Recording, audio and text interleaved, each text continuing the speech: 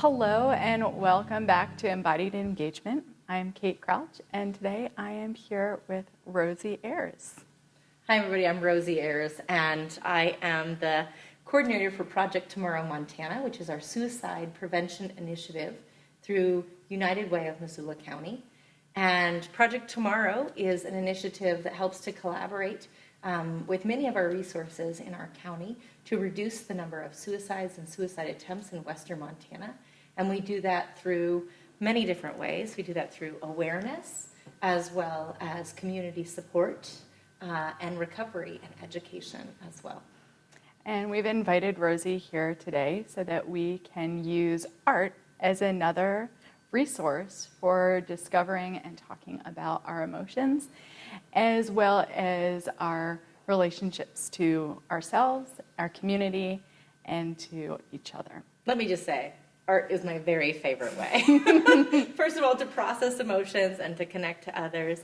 I think that art in general, whether that's music or theater or dance or visual arts, helps us to connect quickly to our own emotions and to the people around us in an extremely effective and empathetic and compassionate way.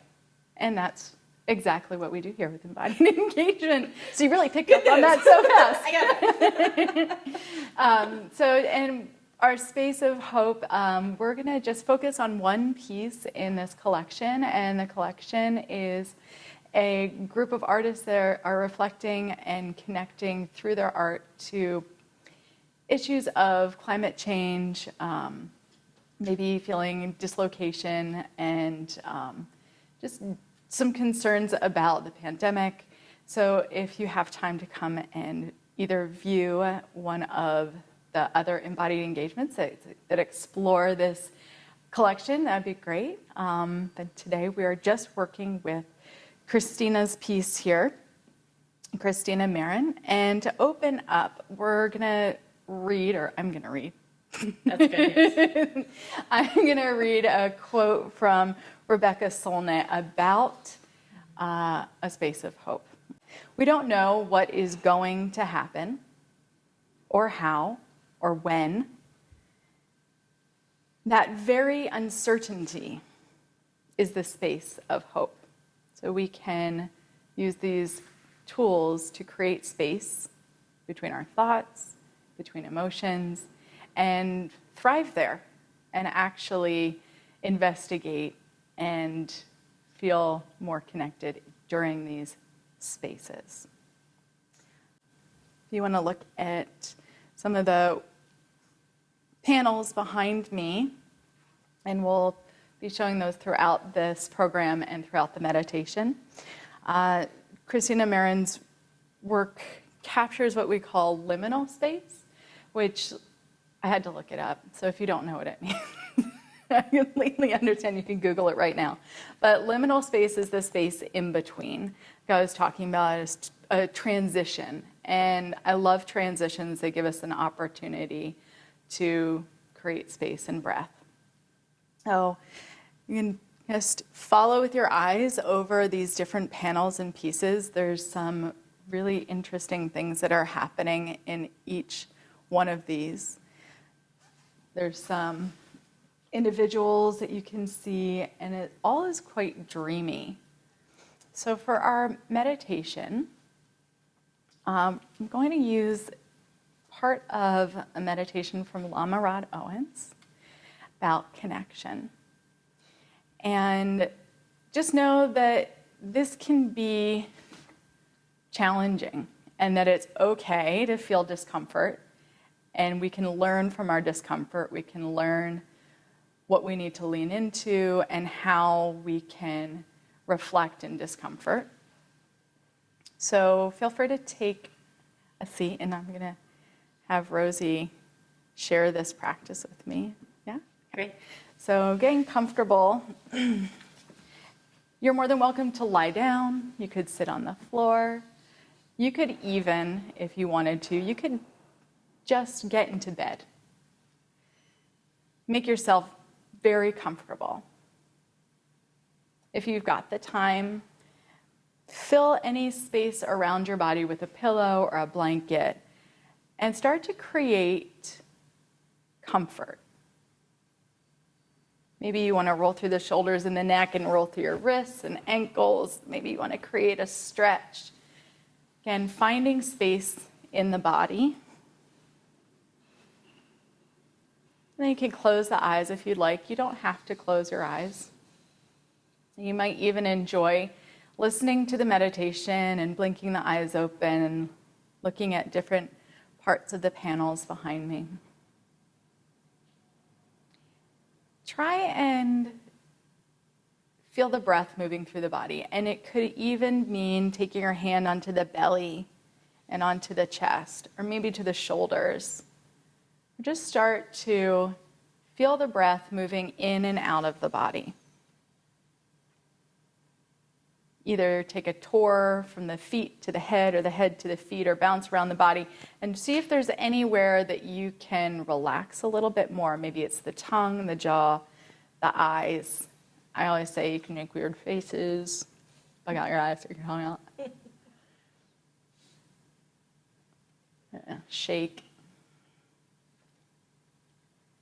And then I'll just invite you to start to use the breath to create a cocoon of safety around yourself.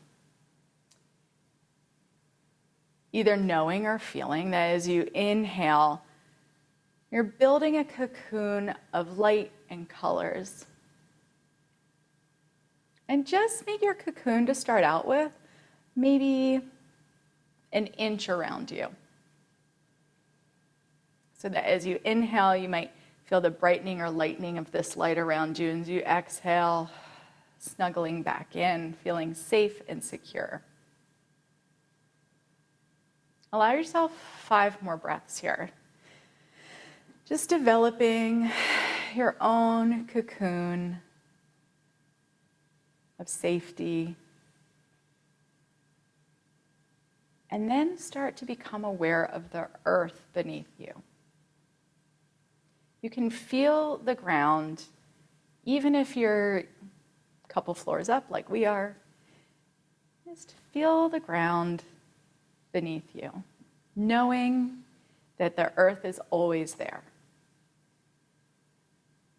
And you can just release all of your energy into the earth, almost like you're being cradled. And you have this sensation of both being cradled by the earth and also lifted up. You can play with these dichotomies of heavy and light.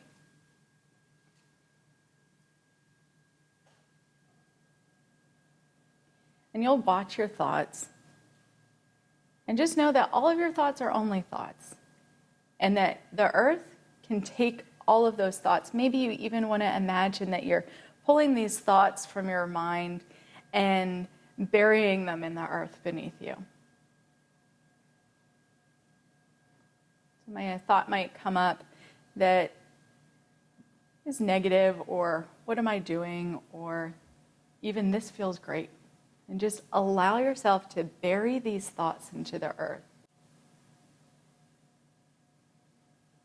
As you sit in this liminal space, these transitional spaces, maybe you have something repetitive that comes up, the same thought over and over and over.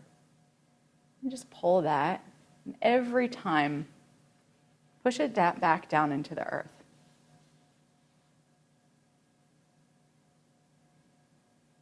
Knowing that you belong just where you are, and that the earth is there to support you. Very slowly, begin to build your cocoon maybe a foot or 2 around yourself. Still being held and safe. And then begin to see everyone that loves you. And this includes the earth. It can include pets. It can include family and friends, deities, spirits. And just allow yourself to be surrounded by these different energies and forces. It's okay if some of these relationships are contentious, Our relationships go up and down, left and right, heavy, light. And every time any of those feelings come up, again, know that the earth is there to catch you. In the sky. And feel the breath from the sky. Take a moment, again, connecting with all these different spirits, friends, emotions, maybe even see yourself.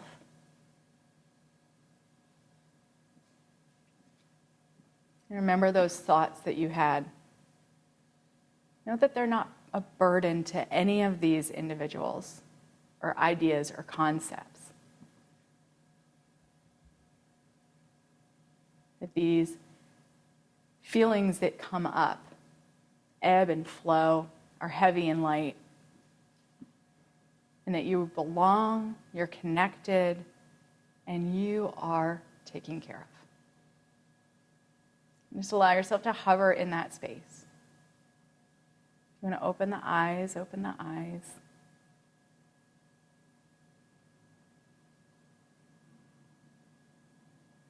Take 5 more breaths here. Maybe a nice deep belly breath. Start to feel the earth come back to meet you.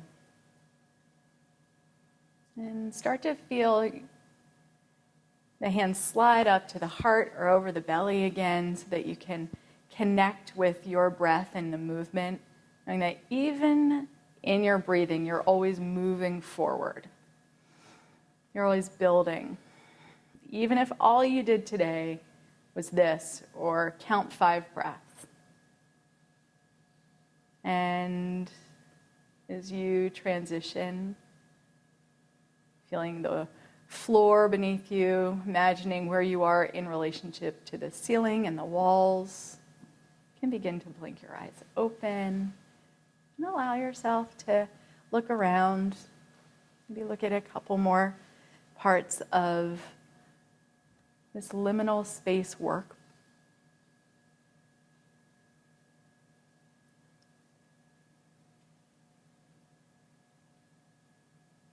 Take another breath. Maybe you feel a little tingly or fuzzy or overwhelmed. And we're going to take a loud, big, ha, exhale. Yeah, okay. It'll feel really good. So take a nice big inhale. Ha! 3 more of those. Oh, it feels good. Maybe a smile. Ha! 1 more time. Ha! Oh, thank you so much, Rosie, for participating in this. That was beautiful. Thank you for leading that. Absolutely. And like ending with a good ha or laughter. Oh, Yeah. man, that's Yeah, perfect. can feel the Yeah. tingly sensations. Yeah. So this is just one tool that you now have. And even if there was just, one of the things that came up felt really awesome, even when you're walking down the street and you're like, oh, that's right, I've got the earth that's able to carry me. Mm-hmm. But Rosie has a couple of other tools that if you would share those, that would be absolutely. wonderful. So what we know is that we've all been in places of depression or anxiety or even despair. Being human, that's just kind of places that we go through. And one of the liminal spaces that we all have had to pass through is grief. And grief can be simply from losing a pet or changing friends, changing schools, or as we've all experienced in the last year and a half, sometimes if culture changes or even being able to have to change our routines or our social lives leaves us in a state of grief. And we have other big griefs in our families and in our friend sets as well. And in processing a lot of those feelings, we can be in a liminal space, that transitional space. And when we like to talk about using those transitional spaces to pick new directions for ourselves, places that might be better, places that might bring us closer to who we want to be, or safer or healthier ways to be surrounded. with our friends and our family members. And one of the hardest ways to get through a liminal space, but most effective, is to ask or reach out for help. So if you have a friend who is in an emotional crisis and you want to help them, I have some steps written down. I keep them written down just to make sure that I don't miss any for you. But a few of those are, number one, just asking. Simply asking a friend how they're doing or what's going on emotionally with them, asking in earnest about their pain or their struggles, their depression or anxiety, or even if they're thinking about suicide, that can really help somebody feel seen or heard, and so that's really important. Number two is to keep them safe. Keeping people safe is very important, and sometimes it's just as simple as just being with them until you can get to the next professional resource, something bigger, something more substantial that can help to keep them safe, because we can only really keep being in control of ourselves. But it just may mean simply asking if they have any lethal means around them or if there's anything dangerous going on in their lives, right? Number three is just to be there. That's simply the best thing that we can do in connecting with others, right? Is just to provide space, just to be with someone, acknowledging their feelings, listening carefully. That listening is really huge for people around us. And four is connect them to help. We cannot be everything for everybody, and there's a lot of people out there who are well trained to be able to help someone get through some of the bigger pieces in life. So just want to make sure I get these numbers right. The crisis line that you can text is 741-741. Really simple. You can just text that number anytime. You can text anything to it. You can text hello, Montana, mental health, anything, or just even help. That's to cool. 741-741. And we do have a national suicide lifeline. That's 1-800-273-8522. That's 1-800-273-TALK. And we'll put these numbers up at the end of this as well to make sure everybody has them. Another great resource, especially for teens and young adults, is the Trevor Project. And the Trevor Project is 866-488-7386. And that is also, they also have a text line. Yeah. Everybody wants to text these days. Yeah, I know. I texted my son to talk about dinner last night from downstairs, just saying. It's easier. But the text line for the Trevor Project, 24 hours a day, all of those lines is 678-678. I like how they repeat them, just in case you were really confused. It's 678-678. Just make it Gets simple. locked in there. And the fifth thing is just to stay connected and follow up. So after you've helped somebody get to a larger resource or connect with someone else, it's great to check back in a week or maybe just a couple of days. And even if you lose touch, it's okay to call a month later and just see how somebody is doing. That consistent connection is really helpful. And I think that's come up a lot, which is if you're thinking of someone, I have this conversation, if you're thinking of someone, just call them or text them or maybe even write them snail mail. Snapchat, send them a funny TikTok video. Right. Speaking of laughter being the best medicine. Yeah. Look for light and fun things that you can share, things that support inclusion and unity, right? We always want to send those to friends and find little ways to connect. Those can mean a lot. Just a smile, just a short connection can mean a lot to someone who may feel isolated. Those are great. Thank you so much. And we have one other thing that we're going to provide. So this month we have an art making project that goes along with our meditation, which is really great. And making art, of course, is a way for you to connect and feel belonging and express yourself. And what we're going to invite you to do is, I have an art journal, and maybe you have a journal with blank pages that you could use. And actually, this is cool. The front is just blackout poetry that I put on there, which is, if you haven't done that before, that's a great addition, but I'll show that again in a minute.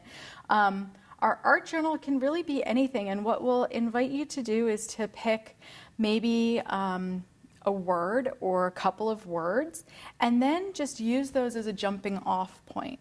Some things that you can put in your art journal are, you can use masking tape and then some paint over, you can use imagery, and just layer. What I love about art journals is that if you don't like what you've been doing, then you just paint over it and start again and keep building your page. So this one was, I don't know what I was thinking about, but I found fresh and place, and it was spring, and so there were some really fun dyed eggs that I found in a magazine, and I think we all have magazines around. This one was, actually I have some journaling behind it, which I had forgotten about, so Rosie saw this page. But I did some journaling, so I wrote out some things that I was thinking about, and then I covered all of that up. So that's a really great use of your journals. So you're like, I don't need to read that again, I'm done with it. But you might want to, this was about identity, and actually this is about Philadelphia, where I'm from. So there's my fingerprint for identity. And then I have one, I just started this, and I enjoyed the way it looked, and I've left it. I haven't quite finished this one. Like I said, anything around Mod Podge, torn up pieces of paper, anything you can look around. Rosie told me about using nail polish, and I thought that was super brilliant. So that would make kind of a glossy effect. And then the blackout poetry, if you're not quite sure, just taking an old page and using a Sharpie and blacking out until you see a word that you like. And so that's what creates the poem. Is this one is deep-rooted love, seldom, women rope fellers. So it doesn't have to make sense, but it's just really words that you like. And we'll have 2 pages of a worksheet that are going to go with this month that Jenny has put together. So yeah, so we have another way of creating connection through making art yourself. I love that. I love that that journaling.